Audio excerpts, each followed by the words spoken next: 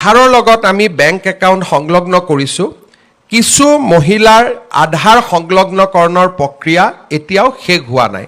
সেইকাৰণে আমি অৰুণোদয় হয়তো আজি আমি দিলে 15-20 হাজাৰ মহিলাৰ বেংক একাউণ্টত নাযাব পাৰে। কিন্তু দাদা আমি অৰুণোদয় পোৱা নাই। মই কওঁ কিয় পোৱা নাই, আপুনিতো পাব লাগিছিলে। অলপ পিছত আহি মই গম পাওঁ যে ৰেচন কাৰ্ডত তেওঁৰ শাহুৱেকৰ নাম আছে, শাহুৱেকে পাই আছে কাৰণে বোৱাৰীয়েকে পোৱা নাই, আৰু কৰবাত বোৱাৰীয়েকে পাই আছে কাৰণে শাহুৱেকে পোৱা নাই। নিৰ্বাচনৰ সময়ত মই যেনেকৈ কৈছিলোঁ যে আমি লাহে লাহে অৰুণোদয় পুঁজিৰ যিটো আজি আপোনালোকে 1250 পাই আছে তাকো আমি লাহে লাহে ইয়াক বঢ়াই লৈ যাম। তৃতীয়তে আমি আৰু এটা সুবিধা কৰিব খুজিছোঁ, যেনেকুৱা আজি মোৰ অৰুণোদয় আমি বছৰত 1250 টকাকৈ যদি আমি 10 মাহত যোগ কৰোঁ তেতিয়াহ'লে আমি অৰুণোদয় কিমান পাওঁ? 12,050 টকা পাওঁ। লগত যদি আৰু 2 মাহ যোগ কৰি দিওঁ তেতিয়াহ'লে আমি 15,000 পাওঁ। আমি 15,000 টকা পাওঁ। কিন্তু কাৰোবাৰ যদি প্ৰয়োজন বোলে মই 1250 টকা পাওঁ কিন্তু আজি মই তৎকালীনভাৱে মোক 2,000 টকা লাগে, 3,000 টকা লাগে, তেতিয়াহ'লে আপোনালোকক আমি এটা ভৱিষ্যতৰ দিনত সুবিধা কৰি দিম যে আপোনালোকে সুদত কাৰোৰ পৰা টকাটো ল'ব নালাগে। অৰুণোদয়ৰ পৰাই আপোনালোকে 2,000 টকা আগতীয়াকৈ ল'ব পাৰিব। পিছত আমি 200 টকা কৰি আপোনালোকৰ পৰা অৰুণোদয়টো কাটি কাটি আমি গৈ থাকিম। নহ'লে পূজাৰ আগতে বা ল'ৰা ছোৱালী এডমিশ্যনৰ সময়ত আপোনালোকক কেতিয়াবা 5,000 টকাৰ দৰকাৰী হয়। এতিয়া আপোনালোকে 5,000 টকাটো বিচাৰি পেলাই কাক যাব লাগে? কোনোবা গাঁৱৰ মানুহৰ তাত গৈ 5,000 টকাটো সুদত ল'ব লাগে।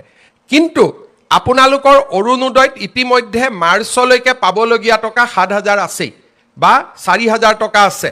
আপোনালোকে যিমান টকা বছৰটোত পাবলগীয়া আছে সিমানখিনি টকা আপোনালোকে আমাৰ পৰা আগতীয়াকৈ খুজি ল'ব পাৰিব। আমি আপোনালোকৰ টকাটো মাহত কাটি কাটি গৈ থাকিম। তেতিয়া কি হ'ব?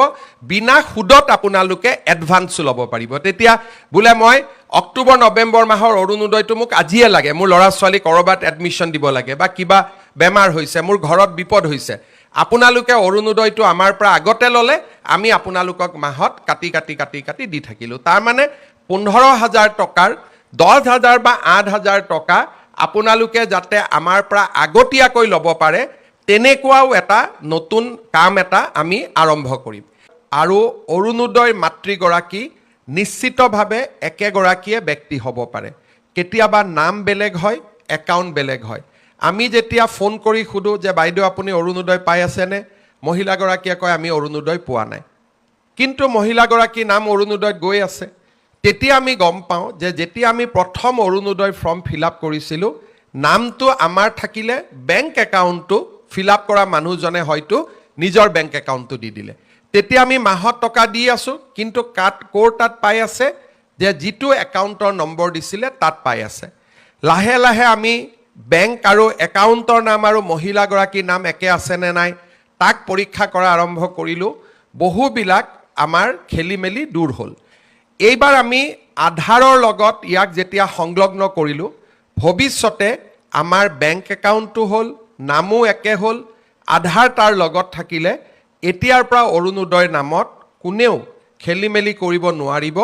আৰু যাৰ বাবে এই ধন প্ৰদান কৰা হৈছে তেওঁলোকৰ বেংক একাউণ্টতে এই পুঁজি পাবগৈ। এইবাৰ যিহেতু আধাৰৰ লগত আমি বেংক একাউণ্ট সংলগ্ন কৰিছোঁ, কিছু মহিলাৰ আধাৰ সংলগ্নকৰণৰ প্ৰক্ৰিয়া এতিয়াও শেষ হোৱা নাই। সেইকাৰণে আমি অৰুণোদয় হয়তো আজি আমি দিলে 15-20 হাজাৰ মহিলাৰ বেংক একাউণ্টত নাযাব পাৰে, কিন্তু আধাৰৰ সংলগ্ন কৰাৰ প্ৰক্ৰিয়া চলি আছে। আৰু আপোনালোকৰ এই প্ৰক্ৰিয়াত যাতে সহায় হয় তাৰ কাৰণে এইবাৰ আমি এজন অৰুণোদয় সাৰথী প্ৰত্যেক সমষ্টিতে নিযুক্তি কৰি দিম। যেতিয়াই আপোনালোকে অৰুণোদয় কোনোবা মাহত কিবা কাৰণে নাপাব, আপোনালোকে সেই অৰুণোদয় সাৰথীগৰাকীক সাক্ষাৎ কৰিব পাৰিব। তেওঁৰ নাম, মোবাইল নম্বৰ আমি গোটেইখিনি প্ৰচাৰ কৰি দিম আৰু তেওঁলোক আমাৰ সমষ্টিৰ ব্যক্তি হ'ব। আপোনালোকে তেওঁলোকক গৈ সাক্ষাৎ কৰিব পাৰিব আৰু তেওঁলোকে আপোনালোকৰ যেতিয়া অৰুণোদয় পোৱা নাই বুলি ক'ব, বেংকত ফোন কৰিব, বেংকে ক'ব যে এই একাউণ্টটো ষ্টেণ্ডাৰ্ড হৈ থকা নাই, KYC হৈ থকা নাই, সেইকাৰণে পোৱা নাই। তেওঁ গৈ বেংকত সমস্যাটো সমাধান কৰি দিব। বোলে নহয় দিছপুৰৰ পৰাই আপোনালোকৰ টকাটো অহা নাই, দিছপুৰক সুধিব যে কিয় টকাটো অহা নাই। এই গোটেই সমস্যাবিলাক সমাধান কৰাৰ কাৰণে আমি অৰুণোদয় সাৰথী নামেৰে এগৰাকী ব্যক্তিক প্ৰতি সমষ্টিত নিযুক্তি দিম, যাতে আপোনালোকৰ ইয়াত কোনো ধৰণৰ সমস্যা আপোনালোকে সন্মুখীন হ'ব নালাগে।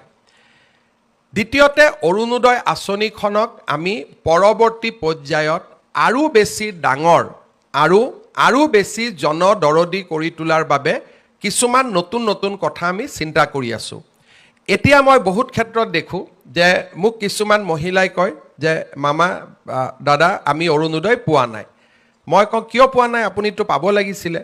অলপ পিছত আহি মই গম পাওঁ যে ৰেচন কাৰ্ডত তেওঁৰ শাহুৱেকৰ নাম আছে, শাহুৱেকে পাই আছে কাৰণে বোৱাৰীয়েকে পোৱা নাই, আৰু ক'ৰবাত বোৱাৰীয়েকে পাই আছে কাৰণে শাহুৱেকে পোৱা নাই। সেইকাৰণে বহু মহিলাই অৰুণোদয় নোপোৱাৰ অভিযোগো চলি থাকে। পৰৱৰ্তী সময়ত আমি এনে পৰিয়ালসমূহকো কেনেকৈ যোগ্য মহিলাগৰাকীয়ে অৰুণোদয় পাব পাৰে তাৰ বাবে আমি ব্যৱস্থা ল'ম।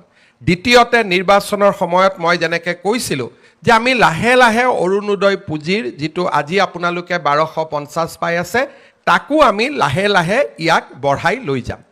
তৃতীয়তে, আমি আৰু এটা সুবিধা কৰিব খুজিছোঁ, যেনেকুৱা আজি মোৰ অৰুণোদয় আমি বছৰত 1250 টকাকৈ যদি আমি 10 মাহত যোগ কৰোঁ, তেতিয়াহ'লে আমি অৰুণোদয় কিমান পাওঁ? 12,050 টকা পাওঁ। লগত যদি আৰু 2 মাহ যোগ কৰি দিওঁ, তেতিয়াহ'লে আমি 15,000 পাওঁ, আমি 15,000 টকা পাওঁ। কিন্তু কাৰোবাৰ যদি প্ৰয়োজন বোলে মই 1250 টকা পাওঁ, কিন্তু আজি মই তৎকালীনভাৱে মোক 2,000 টকা লাগে, 3,000 টকা লাগে, তেতিয়াহ'লে আপোনালোকক আমি এটা ভৱিষ্যতৰ দিনত সুবিধা কৰি দিম যে আপোনালোকে সুদত কাৰো পৰা টকাটো ল'ব নালাগে। অৰুণোদয়ৰ পৰাই আপোনালোকে 2,000 টকা আগতীয়াকৈ ল'ব পাৰিব। পিছত আমি 200 টকা কৰি আপোনালোকৰ পৰা অৰুণোদয়টো কাটি কাটি আমি গৈ থাকিম। নহ'লে পূজাৰ আগতে বা ল'ৰা ছোৱালীৰ এডমিশ্যনৰ সময়ত আপোনালোকক কেতিয়াবা 5,000 টকাৰ দৰকাৰী হয়। এতিয়া আপোনালোকে 5,000 টকাটো বিচাৰি পেলাই কাক যাব লাগে? কোনোবা গাঁৱৰ মানুহৰ তাত গৈ 5,000 টকাটো সুদত ল'ব লাগে। কিন্তু আপোনালোকৰ অৰুণোদয়ত ইতিমধ্যে মাৰ্চলৈকে পাবলগীয়া টকা 7,000 আছেই বা 4,000 টকা আছে। আপোনালোকে যিমান টকা বছৰটোত পাবলগীয়া আছে, সিমানখিনি টকা আপোনালোকে আমাৰ পৰা আগতীয়াকৈ খুজি ল'ব পাৰিব। আমি আপোনালোকৰ টকাটো মাহত কাটি কাটি গৈ থাকিম। তেতিয়া কি হ'ব? বিনা সুদত আপোনালোকে এডভান্সো ল'ব পাৰিব। তেতিয়া বোলে মই অক্টোবৰ নৱেম্বৰ মাহৰ অৰুণোদয়টো মোক আজিয়ে লাগে, মোৰ ল'ৰা ছোৱালী ক'ৰবাত এডমিশ্যন দিব লাগে বা কিবা বেমাৰ হৈছে, মোৰ ঘৰত বিপদ হৈছে, আপোনালোকে অৰুণোদয়টো আমাৰ পৰা আগতে ল'লে, আমি আপোনালোকক মাহত কাটি কাটি কাটি কাটি দি থাকিলোঁ। তাৰমানে 15,000 টকাৰ 10,000 বা 8,000 টকা আপোনালোকে যাতে আমাৰ পৰা আগতীয়াকৈ ল'ব পাৰে, তেনেকুৱাও এটা নতুন কাম এটা আমি আৰম্ভ কৰিম। দ্বিতীয়তে, আৰু এটা আমি কাম কৰিব পাৰোঁ যে মোক আজি 10,000 টকা বেংকৰ পৰা লোন লাগে। আপোনালোকে 10,000 টকা বেংকৰ পৰা লোন ল'লে, আৰু আমি বেংকক কম লোনটো বাইদেউজনে নিজে ঘূৰাই নিদিয়ে, অৰুণোদয়ৰ পৰা 500 টকা কাটি থাকক। তাৰমানে 10,000 টকা লোন পালে, 500 টকা অৰুণোদয়ৰ পৰা কাটি থাকিলে, আৰু আপোনালোকে 10,000 টকাটো নিজৰ যি কামত লাগে তাক আপোনালোকে ব্যৱহাৰো কৰিব পাৰিলে। তাৰমানে অৰুণোদয় টকা আগতীয়াকৈ লোৱা বা অৰুণোদয়টো বেংকক মৰ্টগেজ দি বেংকৰ পৰা লোন লোৱা, যেনেকৈ চাকৰিয়ালবিলাকে লোন লয় আৰু দৰমহাৰ পৰা কাটি কাটি গৈ থাকে, তেনেকৈ অৰুণোদয়টোকো আমি এটা পৰ্যায়লৈকে লৈ যাব খুজিছোঁ যে অৰুণোদয় টকাটো বেংকে কাটি থাকিব অকণমান টকা ইনষ্টলমেণ্টত, আৰু আপোনালোকে তাক এটা লোন ল'ব পাৰিলে বেংকৰ পৰা। তেনেকৈ লোন লোৱা আৰু এডভান্স লোৱা, এই দুইটা আঁচনিও আমি অৰুণোদয়ত সন্নিৱিষ্ট কৰিম লাহেকৈ। তৃতীয়তে, অৰুণোদয়ৰ হিতাধিকাৰী সংখ্যা বঢ়াম, আৰু চতুৰ্থতে আমি অৰুণোদয়ৰ পুঁজিও আমি লাহে লাহে বৃদ্ধি কৰি গৈ থাকিম, যাতে ই আপোনালোকক সহায় কৰিব পাৰে, ই আপোনালোকক বিপদৰ সময়ত সহায় কৰিব পাৰে।